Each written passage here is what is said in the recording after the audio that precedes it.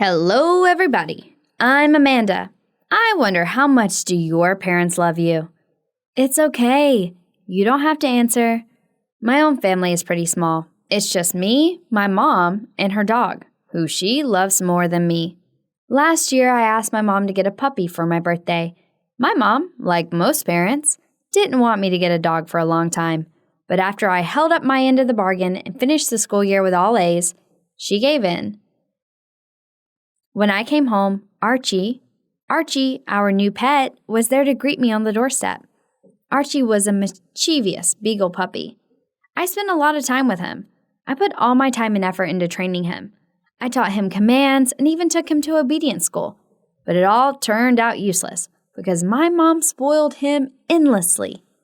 She fed him crumbs from the table and even let him walk around in our shoes. He was still a puppy, and she kept repeating. Since my mother let him do anything he wanted and didn't love her very much, he liked to play and sing, teeth into objects. He, on the other hand, was unconcerned about me. As a result, I never gained authority in his eyes. Plus, whenever he started chewing on something, he always gravitated towards me. I don't think I like him all that much either. This summer, I was away at camp, and there was no one else in the home except Archie, and my mother was exhausted that day and went to bed immediately after work. Because of the defective wiring, my mother was able to sleep soundly. I was always telling her to fix a fire that broke out in the kitchen. Acrid clouds of smoke filled the house. My mother didn't smell anything, but Archie reacted in time. Archie went to my mom's room and started barking loudly, trying to wake her up. When that didn't work, he jumped onto her bed and began to pull the blanket down over her and showed her. Mom woke up. Smoke was already spreading through all the rooms of the house. Nothing was visible to Mom. Archie then began barking, allowing her to follow the sound of his voice. They were permitted to leave as a group. No one was injured since the neighbors summoned the firefighters in a timely manner, except for the kitchen, which was in desperate need of remodeling. Archie rose to the occasion and became a hero. Because he saved her life, my mother was eager to carry him in her arms. But there was a catch. I was the one who had to cater to this pet's every desire. He appeared to realize how significant he was to her. We had to purchase the most delectable dog chow, which is only available on the outskirts of town. My mother, of course, was already on her way. Archie wanted to go for a walk at 3 a.m. Of course, I was already getting dressed. Got to the point that when I came home from school and wanted to have dinner, I couldn't because Archie wanted seconds and my mother gave my dinner to him. At times like those, I regretted that I asked for a dog for my birthday. From now on, I would be a cat person. When I was taking Archie out on yet another walk in sneakers that he had chewed, I met Kevin. Kevin was my classmate, and also, completely in secret, I really liked him. Kevin stopped to say hello, and we chatted for a while. But these troublemaking dogs always stuck with the leash and barked, wanting to keep going. But when the bark became unbearable, Kevin decided to leave. But I wanted to keep talking to him because at school I was too embarrassed to approach him. So I had no idea what an opportunity like this might come up again. So I did something. I soon regretted it very much. I unhooked the leash so Archie could go wherever he wanted.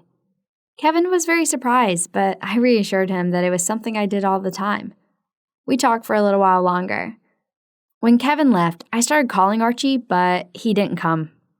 I began to worry about where he might have gone.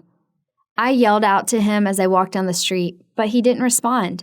This is when I started to get nervous since I knew my mother would murder me if I didn't return home with the dog. I spent almost an hour looking for him. I looked under every bush I could. I even looked through the garbage cans to see if he had crawled into one smelling food, but he was nowhere to be found. Leaving me in complete despair, I returned home. My mother would not even listen to my excuses. I knew she'd say I did it on purpose to get the puppy out of jealousy because I believe she loves Archie more than her own daughter.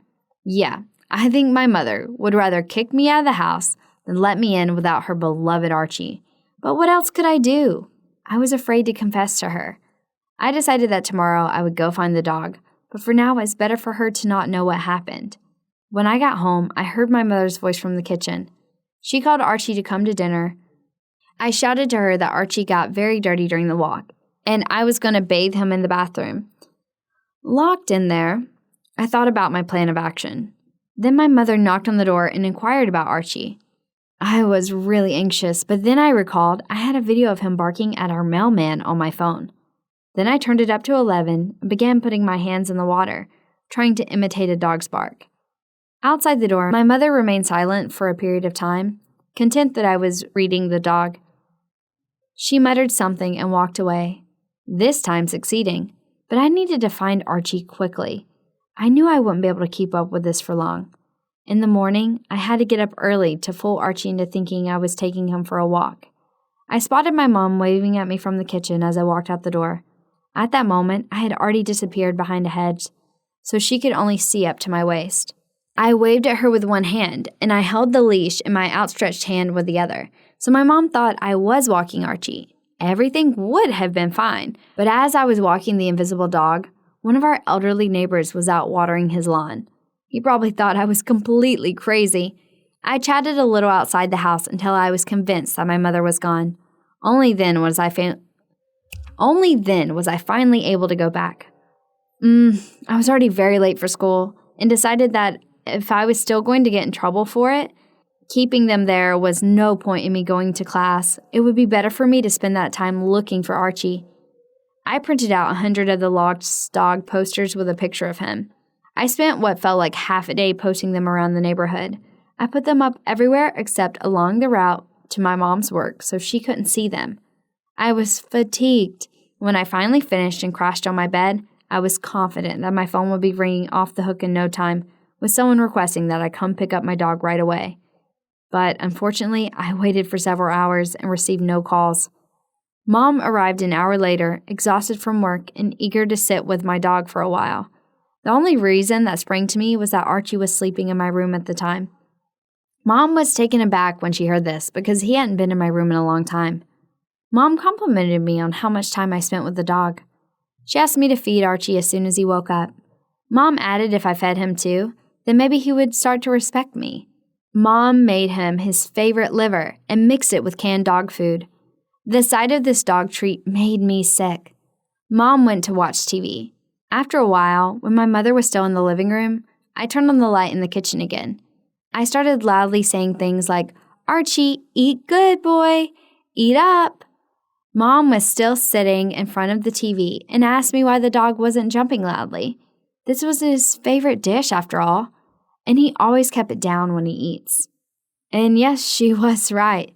I'd completely forgotten about that. I heard Mom get up off the couch to check if Archie was doing all right. I didn't have a video of Archie eating his food on my phone, and I could be exposed any second now, so I had to take extreme measures. I got on all fours in front of the bowl of the liver and dog food. The smell was disgusting, so I pinched my nose. As you can probably guess what I did next, I started eating the dog food and chewing it very loudly so my mother could hear it in the living room, and it seemed to have worked. I heard my mother's footsteps stop. She went back and sat down in her armchair again. When I left the kitchen, my mom asked if Archie had eaten everything. In difficulty, I said yes, and then ran upstairs to the bathroom because I couldn't take any more of that dog delicacy. I appeared to have held off for another day, but it was evident that I needed to stop soon, or I'd have to start barking at night and chasing squirrels around the yard.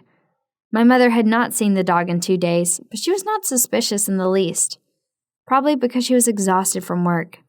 During my breaks, I still had to attend school. I went around the neighborhood giving people the sign and asked if anyone had seen Archie, but it was ineffective. During recess, everyone just shook their heads. I was sitting on a bench, head banging in despair, thinking it was time for me to confess everything to my mother. At that moment, a girl who was a year younger than me came up to me. Her name was Helen, and I knew her because her mom was my mom's best friend. Helen pointed at the poster. She had heard that I was looking for Archie, and then she said something that shocked me at first and then really made me angry.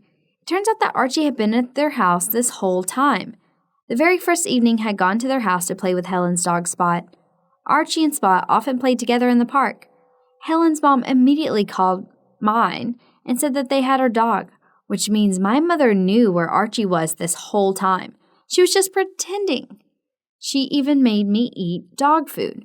I can just imagine her sitting in the living room trying to hold back her laughter, and now she was just waiting for me to admit that I lost her beloved pet. Well, I wasn't going to give her the satisfaction. When my mother came home, I was already sitting on the couch, brushing Archie. My mom was very surprised. Then she told me that she knew that I had lost the dog the whole time. I replied that her work must be making her very tired because she was there when I walked him and bathed him.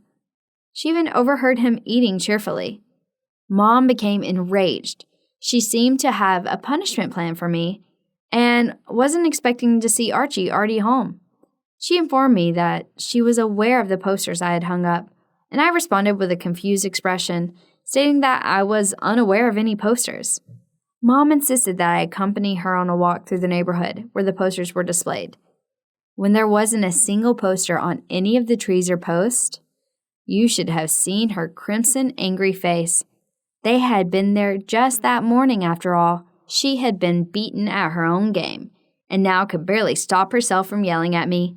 I, on the other hand, could barely stop myself from bursting out laughing.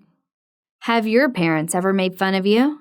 Share your stories under this video, and don't forget to like and subscribe to our channel.